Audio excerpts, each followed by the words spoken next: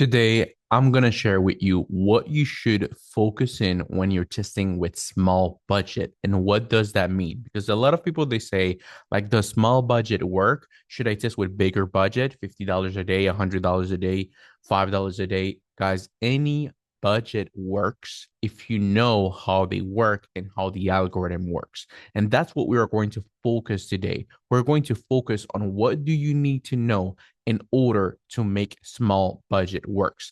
And if you stay until the end of the video, I'm going to show you examples of things that you need to look for when it comes to a winning product that you're going to see and you're going to be able to tell, okay, this is a winner, I should scale it, or this is not a winner, I should not scale it. Okay, so how to properly test with a small budget. So there's a few things you need to understand when you want to test with a small amount of money, you can't test high products.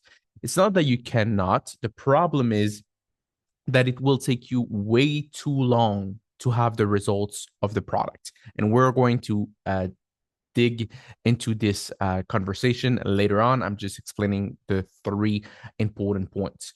You must know your audience perfectly. So if you don't know your audience, then what are you doing? You should know who your audience is right away before launching those ads. You need to understand how big your budget how you need to understand how your budget actually works. So it's very important that you understand how the budget works so you know what to expect, what to look for, when to scale, when not to scale, when not to overspend your money. There's a lot of little things when it comes down to Facebook ads, and that's what we are going to dive in today. Okay, so let's speak about the first thing. So you can test high products. I don't mean exactly that you cannot test high ticket product. I just mean that it will take you so long to get the info and to know if the product is viable, then it's not worth it. So you should focus on smaller profit margin products between $40 to $70 to $80. I think it's a good spot, but over than that, like 100, 200, 300, I think it's over the top and will take too long to test with a small budget. So stay with small products and you're going to have results faster because you won't need to spend that much money on your product. Okay, so like I said here, let's say you make $100 profit per product sold and you run a $10 per day ad set. It will take you between 5 to 10 days on average to know if the product is worth it. Obviously, we're not going to dig down like why 5 days, why 10 days. Well, you need to understand that, if you don't have add to cart, you will close your product earlier. If you don't have sales by $30 to $50 spend, you close your product. But overall, it just will take too long. So if for one product it takes you around 10 days to test, that's way too much. So you should focus between 2 to 3 days per product test. So let's say even 4 is good, but more than that, I think it's a stretch. So let's say you have a product with a $30 profit margin, clean $30 at $10 per day. It will take you 3 days to test it. Or if you know when to kill the product fast, well, let's say it doesn't have add to cart after $10 spend, then you can literally kill the product faster and move on without spending too much money. So this is why it's so important to know Facebook ads, to know those little details that will at the end add up and save you a lot of money. So let's focus on the second point. Guys, if you have any question whatsoever, let me know down in the comments section. I will be more happy than reply to any comment that you have. Do not forget to like, comment, and subscribe. People are not speaking about those things about Facebook. They're just showing you $1 million products or 100K product that they scaled by just duplicating out the budget, but they don't speak about those little things that really matters inside of the algorithm. And that's what me and my brother are doing literally on a weekly basis. Okay. So let's speak about the second option is you must know your audience perfectly. Well, the thing is, if you're investing little to no money when it comes to your ads, you want to make sure that you hit the ball every single time or close to every single time. So how do you do it? Well, you need to know those things about your client. So what do they wear? What do they eat? Where do they shop? What are their favorite brands? And you're going to probably ask, like, okay, but why do I need to know those things? Well, you need to know those things because there's probably an interest associated with that. Like an example, what do they wear? Let's say that you are selling a pair of shoe and you feel that that's a style like Hugo Boss, then you will put interest Hugo Boss. On here, what do they eat? So on here, what do they eat? Let's say it's an item for rich people, then you're probably going to target yachts, or you're going to target something with high value. And on eat, you could target like something like Red Lobster. Like I'm just pulling out a brand out of me, but what do they eat? Very important. Where do they shop? Again, is there any specific place that you think your customer will shop? A specific watch brand that they would like? A specific uh, um yeah place they would like to buy things, and what are their favorite brands? It could be music, it could be their chest and clothing, it could be whatever. But at the end, those points are literally what made me and my brother the most amount of money.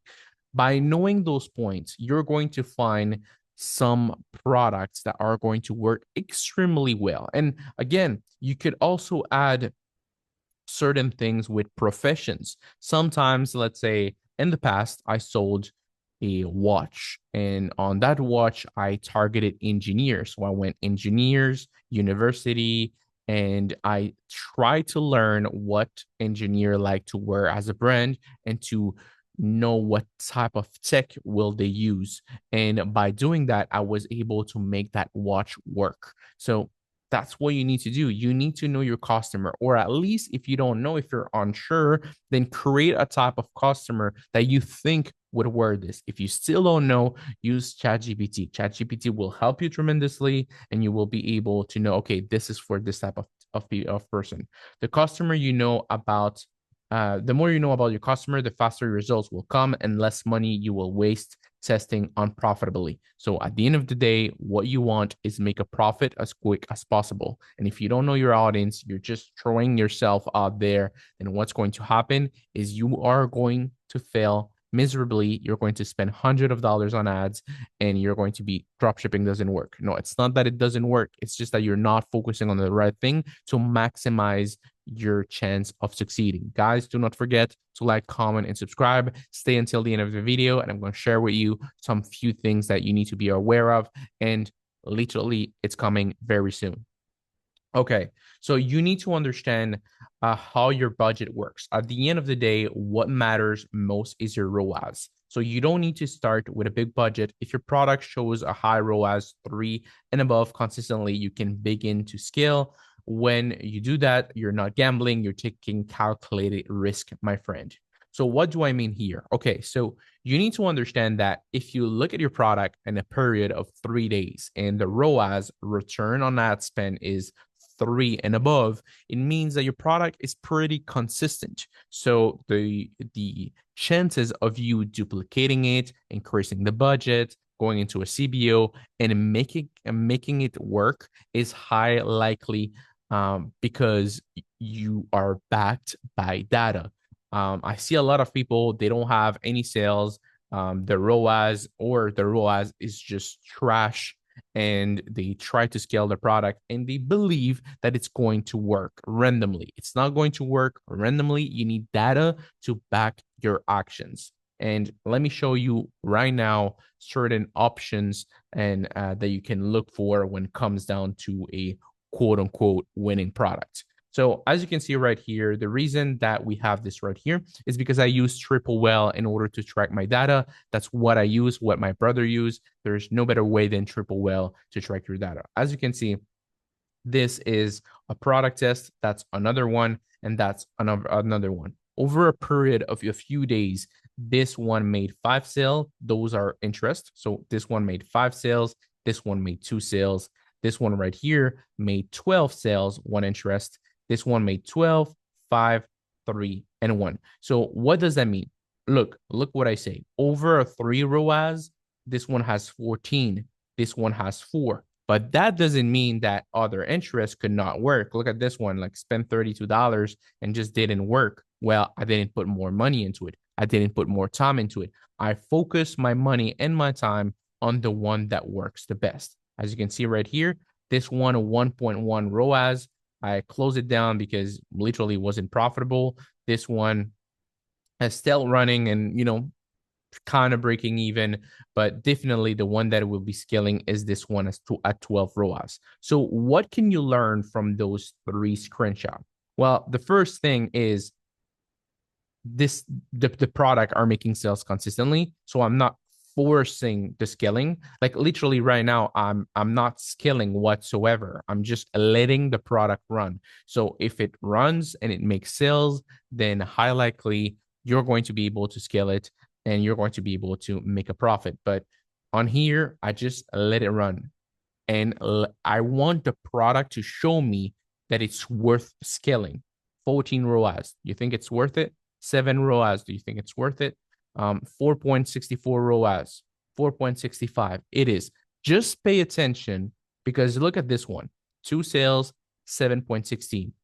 I don't like to scale when it's close to like 1 to 3 sales because it could be a fluke. So you want to let it run for a week and see how does it perform. If you have something like 12 sales, it's no longer a fluke. It's probably something that is worth scaling and that is going to bring you money. So guys, this is basically what you want to do when it comes down to a low budget and what can you expect. Guys, do not forget, product research is the most important part of your dropshipping journey. So do not miss the product research videos that my brother creates every single week. They're extremely important and they will help you find your gem that will give you that winning product that you're looking for. So if you have any question, let me know down in the comments below. Do not forget to like, comment, and subscribe, and see you on the next video. Peace out.